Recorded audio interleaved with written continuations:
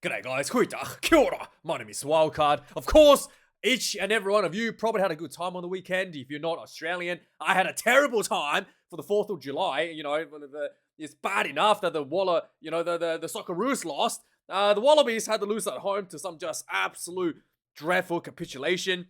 I talked about this in my review. The Wallabies beat themselves and then talked to the town. Everybody's talking about the final kick from Donaldson. Should they have gone for the kick or should they have gone for the touch, right? Listen, seems like everybody has forgotten that the Wallabies were down to 14 players at that point. And it seems like everybody has also forgotten Ireland has a pretty good defense and they don't usually give out better penalties easily. So really, to get a better option at kicking the goal there, it's not really going to happen for the Wallabies, right? Especially if you look at what lead into this penalty, right? The Wallabies had a penalty advantage. They could have gone midfield and tried to get a better position out of the Wilds play under the advantage. They did not really do that. They had like one phase or two phases after that. They kind of just like given up and really wanted to take this kick or, they didn't really want to entertain the opportunity for a better angle for the kicker. So yeah, the capitulation started, in my opinion, or more importantly, that nobody's talking about, 10 minutes before this final kick. On the 17-minute mark, there was a penalty attempt from the sideline, 22 meters out, right? The first penalty attempt of the night, I believe it was. I'm pretty sure it was for the Wallabies. And I don't know how many times we've talked about this on this channel, right? The Wallabies take a penalty and then just having the performance go down a drain, right? Of course that happens against the Irish. And also, that penalty attempt just wreaked desperation and capitulation, right? And the thing is, when you take a penalty, it's not just the fact that you're taking the 3 points. It's the mentality that of the players that have when they take the 3 points, right? If you're taking the 3 points, we can think, oh my god, this is good enough. Let's pray to the referee that we're gonna win this from here on. Then you're probably gonna lose the game. But if you take the 3 penalty because strategically, good for you, because your momentum is shifting, you feel like the momentum is shifting, you're trying to regroup or something like that, then yeah, sure, you can take the 3. There are situations where 3 points are, allowed to be taken, but not the situation that we were facing on the weekend. Just complete, utter capitulation as always for the Wallabies. And, some of the things I've been thinking about it as well, right? There's a reason that you've pretty much never seen a team taking a 3-point attempt from the 22 near the sideline, right? Because the probability of you scoring the 3 points is lower than the probability of you scoring a try from there going forward. So yeah, just the decision making was so poor, so desperate, and then that is the point where I think we lost the game. And by the way, I just wanted to point out a little bit as well. This is something that kind of like ticked in my mind as I was like reviewing the games and doing the analysis on the weekend. The fact that you're taking 3 points, it's not just 3 points for free. You have to give something up, right? And the things that people don't talk about, people only talk about, oh, you're getting the 3 points. What's wrong with that? When you take the 3, right, especially in a good position inside the opposition half, you are relinquishing territory immediately to the halfway, right? You're relinquishing time, which, in a match like this is probably more valuable than the points themselves, right? Because if you don't have time, you can't score tries, right? So you're relinquishing territory, you're immediately giving up 50% of territory, you're immediately giving up game time to allow the opposition to play rugby. And finally, I think this is one that not many people realize, and I kind of just realized myself on the weekend, the kickoff. The kickoff is an absolute brilliant attacking opportunity. Think about how often we see a team, right, do a box kick from 50. Well, how many times is that team trying to do a up and under just before the halfway, right? And they have to land the ball just before the 22 because if you go a bit too far, they can mark it. Guess what? A kickoff is basically an uncontested kick from the 50 meter, right? There's no pressure. Everybody's, is ready to attack whichever position you want to kick the ball to, and they can't call a mark inside the 22. And then even if you don't get the challenge on the kick, right, and the opposition gets the ball, their clearance are probably going to be near the halfway and you get the ball back. Still, you still have the territory that's been relinquished to you for the 50, for taking the 3, right? So the price of the 3 point is usually overlooked And people don't talk about that. And people just say, oh, you should have taken the 3 because if you've done this, you could have won the game. No, because if you do take the 3, you are relinquishing more than what you were thinking. Just the 3 points that you think you're getting that. You're not getting it for free. Everything has a cost. And I think that is hugely underlooked all around rugby. And I think that, the Wallabies need to do better in terms of getting the mentality right when it comes to taking the 3 points and really understanding the situation that is presented in front of them. Anyway, as a result, the weekend, not much shift around the teams that expected to win won their games. I thought the Japan would have moved up after beating Italy. But no, they haven't really moved up. They must be really, really far behind in the tables, right? Japan. Yeah, despite beating Italy, they did not move up enough to overtake any of the other teams. I guess Wales won, so they probably could have gone ahead of the Wales if they lost. I guess Italy isn't that high either from the rankings. But yeah, this was I'm surprised that none of these teams changed positions. But Argentina lost to Scotland and dropped quite a bit from 5th all the way down to 7th, and no other changes in the rugby world rankings. The result of the weekend, 2 points in it between France B team and New Zealand team. I thought New Zealand was definitely the better team out there, but they just really wasn't clicking a little too, really not connected because they haven't played with each other with new coaching and stuff. I'm sure there will be certain expectations and certain game plans that's still being ironed out. So it looked a bit clunky for the All Blacks, but they do look like the better team. The scoreboard really made it look worse than I thought how the All Blacks performed. Japan, surprise win over Italy. There was a horrendous performance from the Italians. One of the worst I've ever seen from them, maybe. Just drop balls everywhere, capitulating to goal kicking, and Japan almost got a bonus point, couldn't do it themselves, so I guess you can give credit to the Italian there. The Japanese was hammering them near the try line, trying to get the bonus point, could not quite get there. We're going to talk about the Wallabies. Let's move on. 31-33. Fiji 24-39, losing to Wales in I'm pretty sure this was played in Wales, but it's not at Cardiff, not at Millennium Stadium, so not too sure where this was, but it was definitely in Wales. But yeah, we saw some big returns to the Welsh team. Costello came back. What's his name? Jack Morgan came back as well for the Welsh team. And overall, the organization of the Welsh team in terms of scrum, more lineouts, that's the part that beat the Fijians, as you would expect. But the Fijians was playing more open rugby. The Springboks absolutely demolished the English. I thought the England team had a bit of sniff an opportunity for a comeback after their performance against the French in the Six Nations final, where they only lost by 2 in Stade de France. And, to completely get demolished by the Springboks, and not to mention that the late injuries to Siad Khaleesi and Eben Nesbitt that shuffled up the Springboks, team as well in some crucial areas, and still just absolutely pummeled through with no problem at all. Argentina lost to Scotland. Both teams were hammered. Were restricted by injuries and by access to players from the top 14. Argentina had a number of big name players not available because of top 14. And then Scotland had Kinghorn, the giraffe man, not available as well. And also, what's his name? Finn Russell was hurt going to this game, but still quite comfortably won this against the Argentinian side. I thought it was a bit underwhelming overall. Anyway, the Wallabies lineup. We're going to talk about Springboks a bit later. You have to wait a little bit. So the Wallabies versus the French this weekend. This is the big premier match of the weekend, and obviously the French will tell everyone we got the best team on the field, man. No, it's not. Trust me, it's not. We'll go through it in a minute. Don't let them gaslight you. This French team, they don't give a rat's ass about us down here. They just want to do whatever they want, funnel as much money as they can to the top 14, and then build their talents.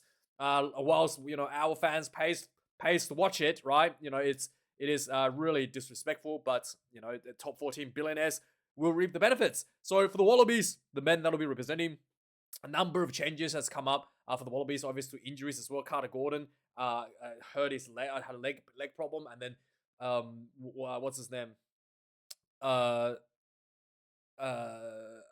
Lonergan.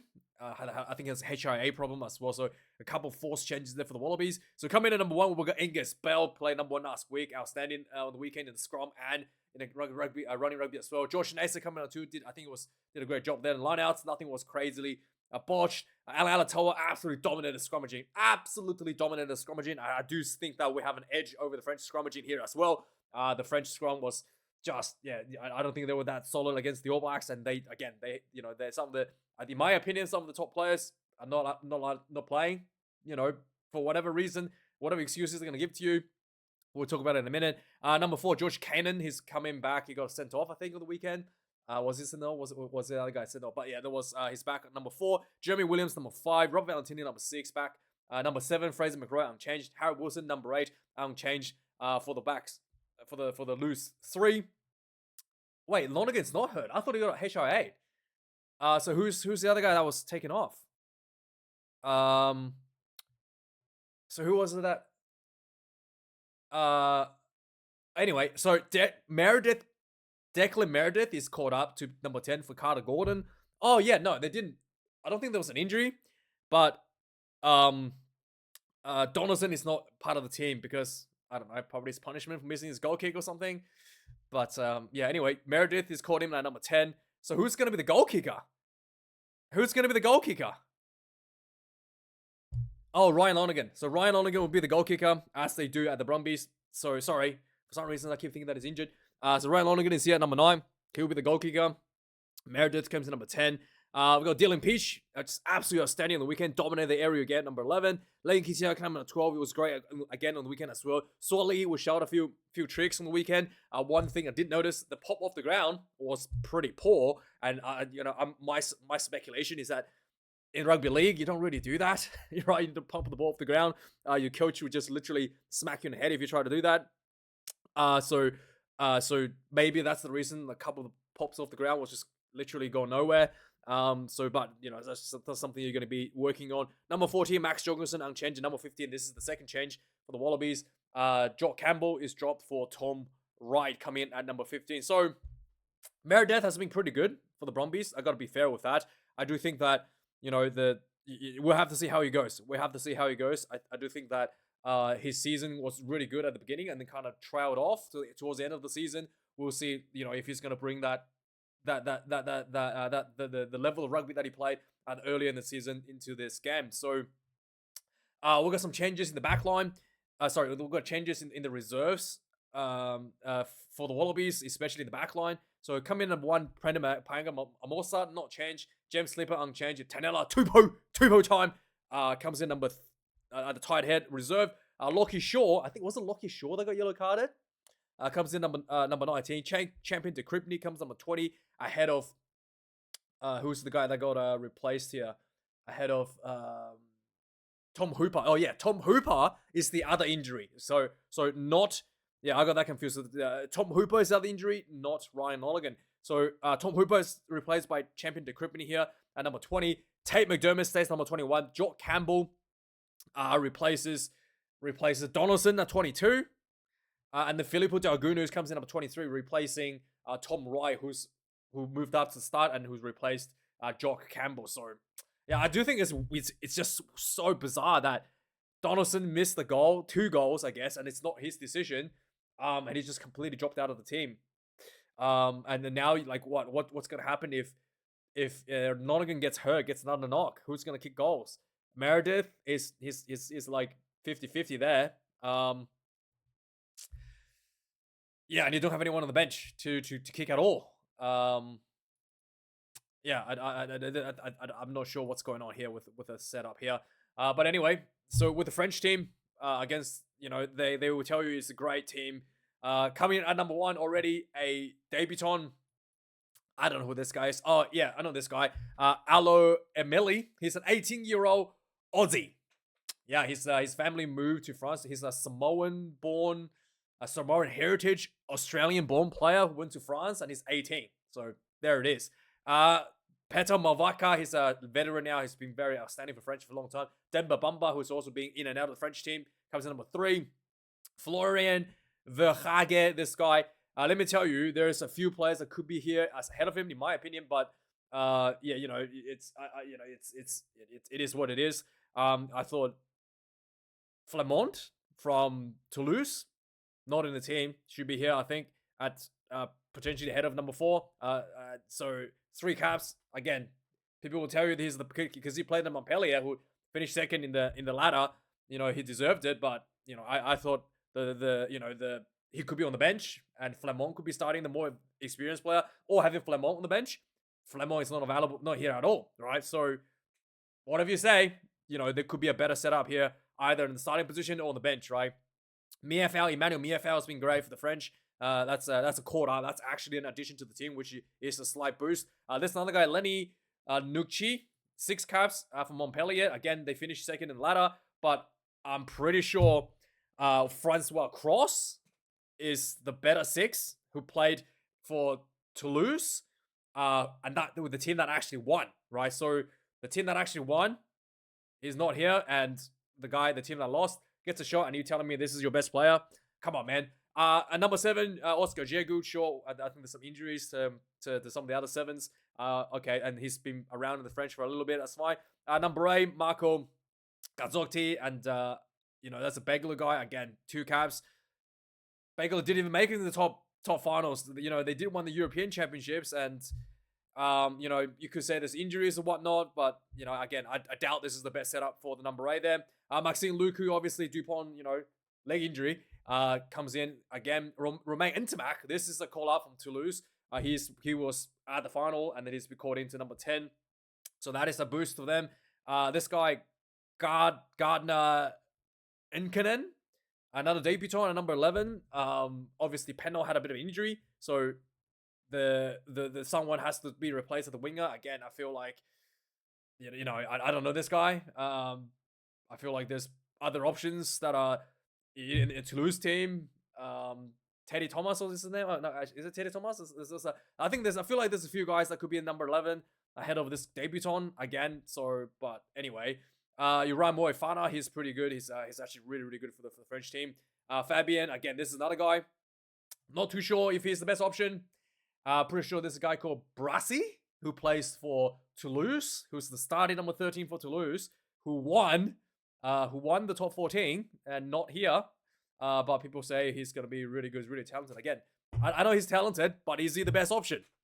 Right? If the guy that won the top 14, who's the regular number 13 for the French national team, he should be here. And again, if he's not the best option, then maybe he should be on the bench. Not on the bench either, right? So, again, I've watched this team, Palusi or whatever you call it, but they do a lot of box kicking, right? They do a lot of box kicking, and is absolutely mind-boggling, like mind-numbing to watch. But anyway, Theo Asogbe, he is actually pretty good as a winger, so I'm fine with him here. And then Jelly Bear, so he dropped to number 15. He was number 10. This is interesting. Again, I feel like there will be plenty of 15s that you could be calling out for this position. But then again, you want Jalibert to be on the field, and that's fine. But I feel like there's surely, other options. What's his name? I know Ramos is injured. What's his name? Melvin Jaminet? Is he still banned? Is he not allowed to play? Is that why he's not here, Jaminet? But anyway, it is a French team for you. They will come up with excuses to not play. On the bench as well, surely Maconde will be your reserve hooker or somewhere. Again, he won the top 14 coming off the bench. Shouldn't he be here instead of this guy as the hooker? But they will tell you that he's great, all right? Povier comes in here. Taveta, I don't know these guys as well. Again, 3 caps. So the French have 5 players with less than 5 caps on the bench, 4 players with less than 6 caps in the starting team, and 2 debutants in the starting team. So there you go, right? The Arudel, this guy's a regular at this point. Standing forth the other Aussie, right? Just to make fun of us. This guy, I don't know this guy, 4 caps. Nolan Legaric, he's a regular now. He's like the 3rd halfback for quite some time. And then we've got this guy. I have Gorget, 2 caps. I don't know him, but they will tell you this is the great team, but it is disrespectful. They don't care about us. It is just a mockery at this point. But anyway, let's talk about what you all are here for. The Springboks team announcement big changes to the Springboks team. Obviously, Sia Khaleesi and what's his name? Sia Khaleesi and Ibn Esbeth are both injured. So as a result, there's some forced changes for the Springbok team. And Ox Enche also got hurt on the weekend. And in addition to Andre Esterhuizen. Yeah, some big losses from the England game as well. So as a result, pretty much all around. I mean, I'm pretty sure the Springboks was going to make most of the changes anyway, because they wanted to play different styles and they wanted to really have like two viable game plan out of the different fly halves. So this time they've got 100 Polo at 10, and I feel like this is going to be a more of a box kicking style of rugby, more like the Bulls style of rugby than what we saw last week, with Mine in the Box. So I would not be surprised if Esterhuizen wasn't going to be selected in here anyway, because of the style that they wanted to pursue. But yeah, let's have a look at the players that's to be selected for this team. So coming number 1 for the Springboks, we got Bowen Fanta. Number 2, Johan Huebla. Number 3, Wilco Low. Number 4, Cobus Visa. Number 5, Ron Nokia. Number 6, Paul de Villiers. Number 7, Peter Sepp Dutoy. The only guy that's kind of like a not really in the Bulls or Stormers setup. I think most of these players are Stormers or Bulls. Evan Ruiz, Stormers guy. Papia has been really good for the Bulls. I think he's made a bit of a comeback on his career. I think he played for the Springboks a while ago. I think, was he, or am I imagining it? But he's got a pretty good. He's actually had a pretty good season this season. Pandre Pollard again for the Bulls. We'll see how he goes. We'll really have to see how he goes. I think he's one key area that he's nailed down is those goal kicks.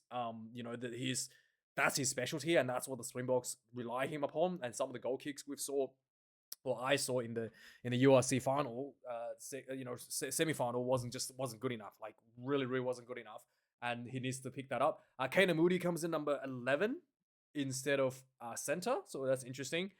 We've got Damian Willemse, greatest Springbok in the history of the Springboks, came in at number 12. Might as well put this guy at number 10, man. Come on. Damian Willemse is just so good. It was I think it was my opinion man of match last week against England as well.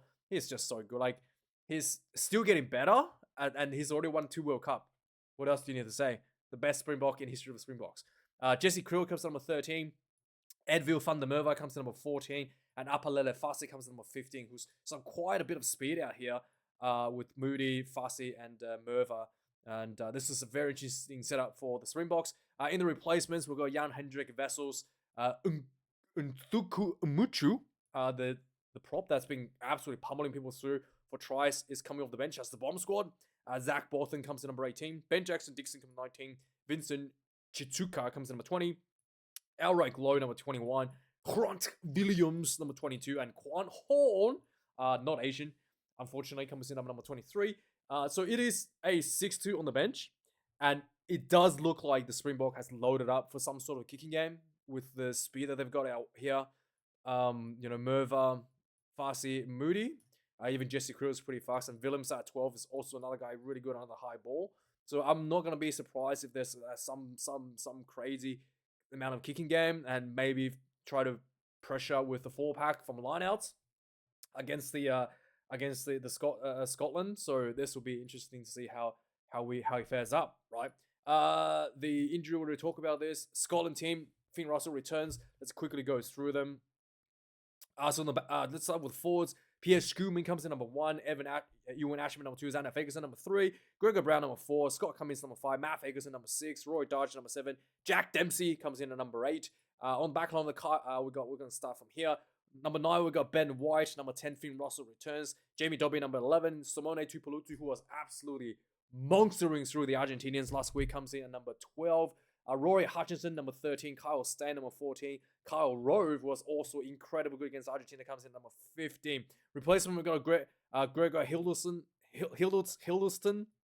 Roy Sutherland, Will Hurd, Alex Samuel, George Bayliss, Magnus Bradbury, Tom Jordan, and Stafford McDowell comes in at number 23 for for the Scotland team. I think the Springboks might have we'll have to see how this goes. I mean, the Springboks, some of the young, some of the newer players on the field, they might be tested. They might get tested in this game, and if they try to squeeze too hard with the penalty kicks and capitulate like the Wallabies too much, I think that there might be an upset here for the Scotland team. But the backline of the Scotland team is definitely more prone to running, attacking rugby here, and I'm to be honest, I'm not gonna be surprised if there's an upset here for the Scotland side. So let's do Ireland versus Japan this weekend. I'll be going to see this one. I really want to see Prendergast again, but they didn't put on Prendergast. They got Frawley at 10, but still a pretty decent team, I think, for the Ireland side. More than, I think this would be a pretty big game against Japan as well, because Japan did really, really well against some pretty good internationals. A lot of them are Aussies. Obviously, Warner Dern had Kiwi heritage. Was the best player in the Super Rugby. Also, I think the All Blacks would want him there. So it'll be interesting to see how this is going to go. But a few debutants off the bench. But looking forward to see Ireland play again this weekend. We've got France. We'll talk about this. So the All Blacks this weekend will be playing against the against Italy. Was it changes? There was a few changes in the team. So let's go through and talk about the All Blacks. Italy was horrendous on the weekend, and this is at the cake can, tin can, or whatever you call it, the cake tin can. But it is if it gets a bit windy, I don't see the Italians will cope at all, because they rely on that style, the kicking style game to get themselves into a lot of into the game, and then they a lot of the times they rely on that goal kicking to win the games in Six Nations as well. So if there's a bit windy, I don't see the Italians do good. I think that there could be an absolute blowout this one for the All Blacks. So coming in number 1, Ethan de Groot, I am good. Cody Taylor retains the number 2 jersey. Number 3, Tyrell Lomax gets moved up ahead of Fletcher Newell. Number 4, Sam Darrell retains a spot. Tupavai returns at number 5, which means Josh Lord gets dropped out of the starting 15. Number 6, Wallace the TT returns to the number 6 jersey, and he pushes out Peter Larkhite. Peter Larkhite gets pushed out of number 6. Luke Jacobson retains number 7 jersey. Artie Savia comes back at number 8. Cameron Royger, number 9, returns that. Ruben Love, number 10. Again, last week I thought it was okay, but not quite like a blowout show. This could be his blowout for his career. Number 11, Leroy Carter comes in for Caleb Clark. Number 12, Geordie Barrett stays there. Number 13, Billy Proctor comes in ahead of Quinton Tupaya. I really thought that this is probably the better setup, because the two players combination has played all season for the Hurricanes. Number 14 number 14 is Will Jordan, and final on David McKenzie, who was outstanding last week, especially when Ruben Love was sent off. He was stepping up as basically the playmaker. Excellent work from David McKenzie. Some of the best rugby he's played actually last week is in the black jersey. Right? I thought it was one of the better performances from David McKenzie in the black jersey. Cuts back at number 15. On the reserves, the first change here is Samasoni Taukiaho comes in ahead of Asafao Moore. George Bauer comes in number 17 ahead of Numia. Pasilio Tossi retains number 18 jersey. Number 19, we got Josh Law was dropped down to the bench. Number 20, we got Anton Segner, who's called in. He's debuting for the All Blacks as a German guy. Number 21, Cortez Ratama retains. Number 22, Anton Lennon Brown comes in for... Who did he come in for? I think Billy Proctor was here on the bench. So Anton Lennon Brown comes in for that. Proctor moving up. And Josh Morby comes in at 23 ahead of Fihi Fainga Anof. I can't say his last name. Is it Fainga Anofo? But anyway, comes in for Fihi, his teammate, at number 23. Oh yeah, he's injured. So here it is. Fainga Nofo, right? Fainga Nofo. Yeah, Fainga Nofo. Right, Fihi Fainga Nofo. He's actually injured, so I didn't know that. So that's interesting. No Bowden Barrett. And interesting selection. Again, very, very interesting selection for the All Blacks. And I do think that this is probably a little bit stronger than last week. I'm not going to lie. I feel like this is a little bit stronger than last week, especially with Tupavai back. I think the biggest problem for the All Blacks was the locks. Tupavai and Wallace TT is a better setup here. I do think Peter Lakai probably better at 7. Maybe Adi Savia 7, Peter Lakai at 8.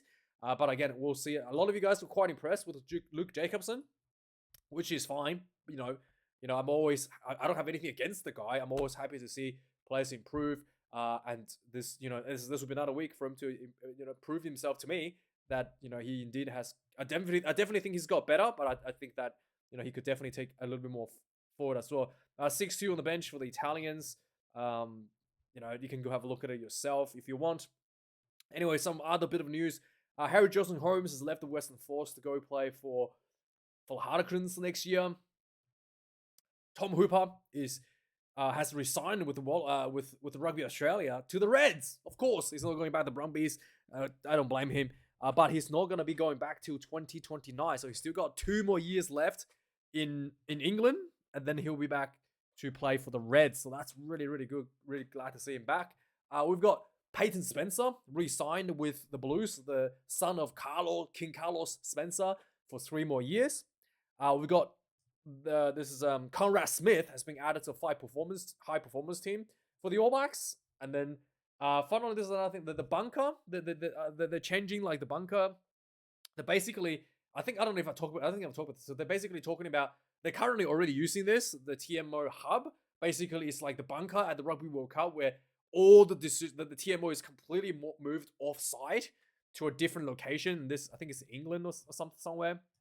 But they completely move off-site to a different location where the TMO gets to have a clear look at all the they can look at all the replays independently from the broadcast and make a decision.